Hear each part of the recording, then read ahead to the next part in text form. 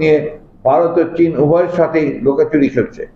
সাম্প্রতিককালের দামি নির্বাচনে সমর্থন আদায়ের দূরভিসন্ধি থেকে সরকার তিস্তা প্রকল্পকে টোপ হিসেবে ব্যবহার করেছে। এই প্রকল্পে চীনের আগ্রহের কথা আমরা জানি।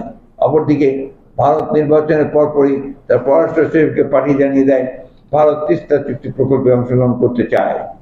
প্রায় 1.5 দশক ধরে নানা অহেতুক অজুহাতে তিস্তা চুক্তি স্বাক্ষর হচ্ছে না, তিস্তার পানি বন্টন চুক্তি স্বাক্ষর হচ্ছে না।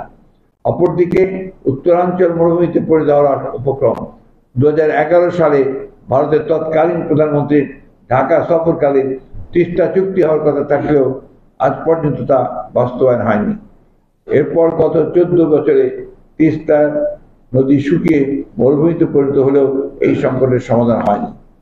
আশ্চর্যের বিষয়, এখন এটা রয়ে গেছে রুদ্ধকক্ষের দ্বিপাক্ষিক একান্ত আলোচনার স্তরে। এমন অবস্থা থেকে পরিত্রাণ পাওয়ার লক্ষ্যে তিস্তা পানি সংরক্ষণ ও ব্যবস্থাপনার প্রকল্প গ্রহণ করা হয়। প্রশ্ন হলো, যাদের বিমাতাসুলভ আচরণের কারণে তিস্তার ন্যায্য পানি থেকে বাংলাদেশ বঞ্চিত হচ্ছে, সেই তাদেরকেই তিস্তার পানি ব্যবস্থাপনায় নিয়োজিত করলে তা যে স্বার্থ সাংঘর্ষিক আত্মঘাতী সেটা বাংলাদেশের মানুষ বোঝে। শেখ হাসিনা অত্যন্ত নির্লজ্জভাবে তিস্তা প্রকল্প নিয়ে ভারতের একতরফা সিদ্ধান্ত বাস্তবায়নে ইতিমধ্যেই উঠে পড়ে লেগেছেন। তিস্তা প্রকল্পটি ভারত করে দিলে সব সমস্যারই সমাধান হয়ে যায়। শেখ হাসিনার সর্বশেষ সংবাদ সম্মেলনে এই মন্তব্যের মাধ্যমে তার উদগ্র ভারত তোষণ নীতি দেশবাসীর সামনে পুনরায় উন্মোচিত হয়েছে।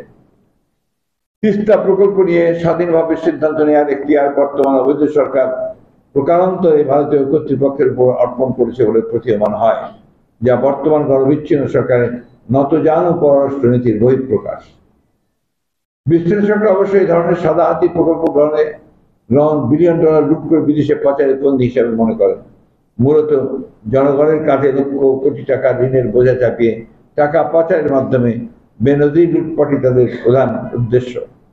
অবৈধভাবে নির্বাচনী বৈতরণী পার হবার মাসুল হিসাবে বাংলাদেশ এখন একটি জটিল আন্তর্জাতিক ইস্যুতে নিজেদের জড়িয়ে ফেলতে যাচ্ছে বলে আমাদের আশঙ্কা। আমাদের নিরাপত্তার জন্য যেটা হতে পারে এক চরম হুমকি। এই সফরে তিস্তার পানি বন্টন তথা তিস্তা চুক্তি স্বাক্ষরের কোনো কথা হয়নি। আছে ভারতীয় বিশেষজ্ঞ পাঠিয়ে তিস্তার পানি সংরক্ষণের বিষয়ে কি করা যায়। তিস্তায় পানি না থাকলে পানি ব্যবস্থাপনার বিষয়টি অপ্রাসঙ্গিক নয় কি? এটি সময়ক্ষেপণের একটি কৌশল বলে অনেকে মনে করেন। প্রশ্ন হলো, তিস্তা প্রকল্প বাংলাদেশের আভ্যন্তরীণ বিষয়। এই প্রকল্প নিয়ে ভারত কিংবা অন্য কোনো দেশের সাথে আলোচনা করার কোনো প্রয়োজনীয়তা আছে বলেই মনে করি না আমরা।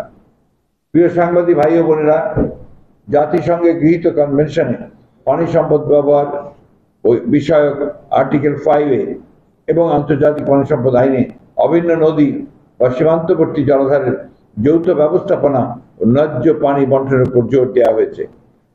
আন্তর্জাতিক রীতিনীতি মেনে বিভিন্ন দেশ অভিন্ন নদীর ব্যবস্থাপনা নিশ্চিত করেছে, অথচ অভিন্ন নদীর পানি বন্টন সমস্যা সমাধানে ভারতের উপর নির্ভরতা আমাদের নদীগুলোকে একে একে মৃত্যুর দিকে ঠেলে দিচ্ছে। এ প্রসঙ্গে আমরা স্মরণ করতে চাই ফারাক্কা সমস্যা সমাধানে প্রেসিডেন্ট জিয়াউর রহমানের বুদ্ধিদীপ্ত নেতৃত্ব পদক্ষেপের কথা।